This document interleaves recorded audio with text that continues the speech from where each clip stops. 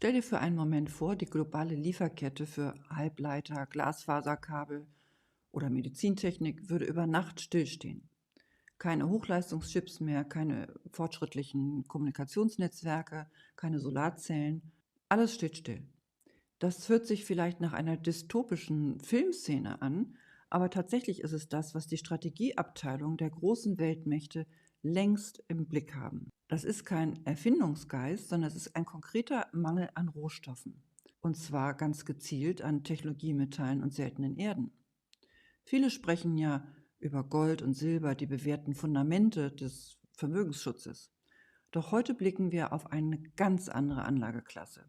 Eine, die nicht so durch historische Währungsstabilität glänzt, sondern die nackte industrielle Notwendigkeiten widerspiegelt. Es geht um Metalle wie Gallium, Indium, Hafnium und Germanium. Das sind vielleicht Namen, die dir gar nicht so geläufig sind, aber ohne die unsere moderne Welt einfach nicht mehr auskommt. Sie sind schlichtweg unersetzlich. Und genau deshalb sind sie im Fokus eigentlich jeglicher Geopolitik. Und die ganze Welt hat sie jetzt im Fokus und kämpft um sie. In diesem Video zeige ich dir, warum die Technologiemetalle mehr als ein Nischenthema für Industrieexperten sind. Und ich zeige dir auch, wie du das als strategischen Faktor in deinem Vermögen mit all ihren Möglichkeiten und Chancen richtig einordnen kannst, ob das für dich sinnvoll ist oder nicht. Wenn ich von Technologiemetallen spreche, meine ich übrigens auch immer die seltenen Erden mit dazu. Das ist nämlich eine Untergruppe der Technologiemetalle. Also ich spreche von der DNA des technischen Fortschritts, ohne die keine Digitalisierung, keine Energiewende, aber auch keine Verteidigungstechnik möglich wäre. Lass uns also mal ganz konkret sprechen. Nehmen wir zum Beispiel mal Germanium.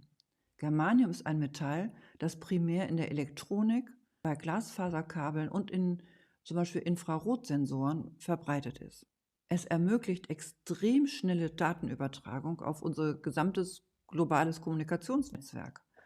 Ohne Germanium wäre diese Geschwindigkeit gar nicht möglich. Oder nehmen wir Gallium. Gallium ist ein Element, das in Hochfrequenz-Schaltkreisen, in LEDs und in speziellen Solarzellen Anwendung findet.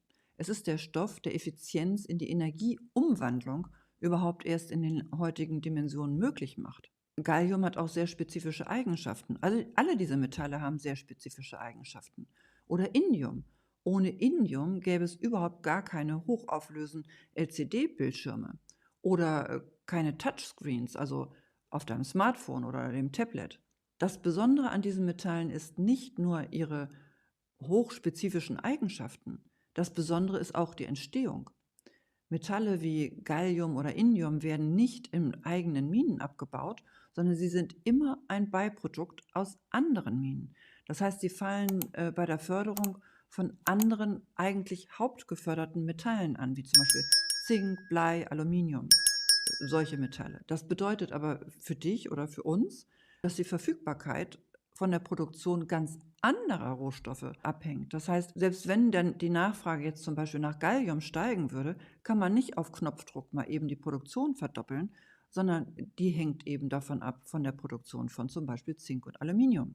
Diese strukturelle Inelastizität des Angebots trifft auf eine exponentiell wachsende Nachfrage.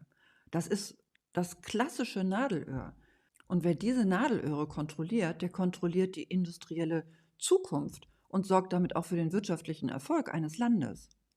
Und hier kommt die Geopolitik ins Spiel. Es ist ja kein Geheimnis, dass die Volksrepublik China in den vergangenen Jahrzehnten eine beispiellose Dominanz im Bereich der Technologiemetalle und seltenen Erden aufgebaut hat.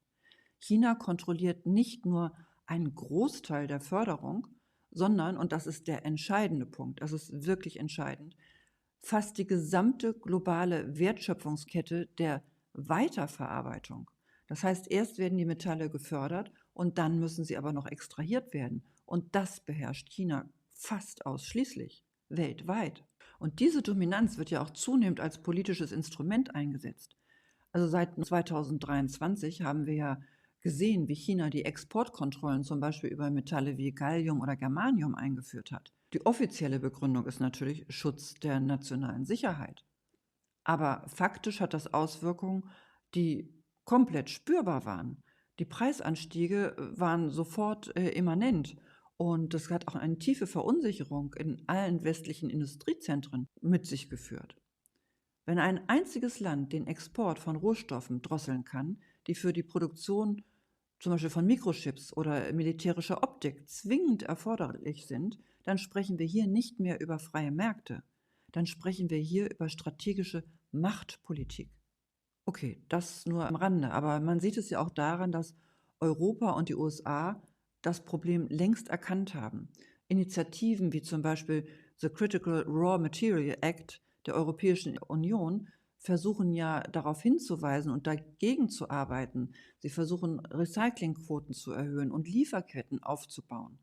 Aber all diese Prozesse brauchen ja Jahre oder vielleicht sogar Jahrzehnte, bevor überhaupt eine spürbare Entspannung auf dem Markt eintreten kann. Denn Minen und Verarbeitungsanlagen lassen sich nicht einfach über Nacht aus dem Boden stampfen. Das hat ja Vorbereitungsprozesse und muss erstmal gebaut werden. Und bis dahin bleibt die Versorgungsunsicherheit des Westens sehr fraglich. Also diese Fragilität bei den Technologiemetallen und seltenen Erden ist aus Anlegersicht aber super interessant. Was bedeutet das nun also konkret für dich als strategisch denkender Unternehmer oder Privatinvestor? Wer meine Videos verfolgt, weiß, ich stehe für einen ganz klaren Grundsatz. Wahre Sicherheit liegt im physischen Besitz. Was du nicht selber halten kannst, gehört dir im Krisenfall nicht. Das gilt für Gold, das gilt für Silber, es gilt aber auch für Technologiemetalle und natürlich auch die seltenen Erden. Viele Investoren suchen den Zugang zu diesem Markt auch über Aktien oder Minenbetreiber oder über komplexe Finanzprodukte. Das kann legitim sein, aber es birgt immer Risiken mit sich. Du investierst dann in Managemententscheidungen oder in politische Rahmenbedingungen des Förderlandes und in die Stabilität des Finanzsystems. Du kaufst ein Versprechen auf Papier. Dahingegen ist der Kauf von physischen Technologiemetallen und seltenen Erden ganz anders gewichtet. Du erwirbst den rein unverfälschten Sachwert. Du kaufst zum Beispiel Gallium, Germanium, Indium, Hafnium in höchster Industriereinheit und du bist nicht abhängig von der Performance eines Unternehmens. Du besitzt den Rohstoff und du besitzt einen Rohstoff, der von der globalen Industrie zwingend benötigt wird. Natürlich gibt es hier Besonderheiten. Technologiemetalle zum Beispiel, die lagert man nicht einfach im heimischen Tresor direkt neben deinen Goldmünzen. Sie erfordern professionelle, hochsichere Zollfreilager, um die Industriestandards und die Reinheit zu gewährleisten. Und auch beim späteren Verkauf, damit der Abverkauf an die Industrie problemlos akzeptiert und möglich ist. Auch ist es eine sehr spezielle Anlageklasse, die Geduld erfordert. Es ist kein Daytrading-Instrument. Das heißt, man sollte da eine längerfristige Perspektive haben. Es kann eine strategische Beimischung für dein Portfolio sein, aber wenn du bereits schon ein solides Fundament aus Edelmetallen besitzt. Es ist eine Absicherung gegen die Verknappung der wichtigsten industriellen Bausteine unseres Jahrhunderts. Zusammenfassend lässt sich also sagen, Technologiemetalle sind das Rückgrat der modernen Welt. Ihre Verfügbarkeit ist extrem begrenzt, ihre Nachfrage steigt und die Kontrolle liegt in den Händen ganz weniger geopolitischer Akteure. Wer diese Metalle physisch besitzt, positioniert sich abseits der klassischen Finanzsysteme in einem Markt der realen industriellen Werte.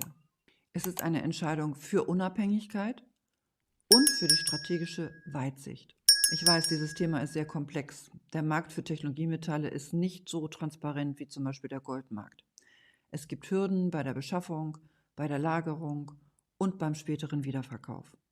Diese solltest du unbedingt kennen und wissen, damit du weißt, was du tust. Deshalb habe ich ein exklusives Video produziert, das genau diese praktischen Fragen beantwortet, die sozusagen einen Deep Dive darstellen. Ich zeige dir da im Detail, wie der Erwerb und die Lagerung von physischen Technologiemetallen über Ritz-Edelmetalle funktioniert. Wir sprechen über die Reinheitsgrade, über Zollfreilager und auch über den konkreten Ablauf, wie du diese strategischen Rohstoffe sicher in dein Portfolio integrierst. Wenn dich diese Thematiken interessieren und du tiefer einsteigen möchtest, dann schau mal unter der Beschreibung dieses Videos, da ist noch ein Video hinterlegt, was so öffentlich auf YouTube jetzt nicht zugänglich ist. Schau es dir gerne an und wenn du magst, sehen wir uns dann auch in dem nächsten Video. Wenn dir diese Art von Videos gefallen, dann abonniere den Kanal, aktiviere die Glocke und hier findest du direkt das nächste Video. Vielen Dank, dass du dabei warst.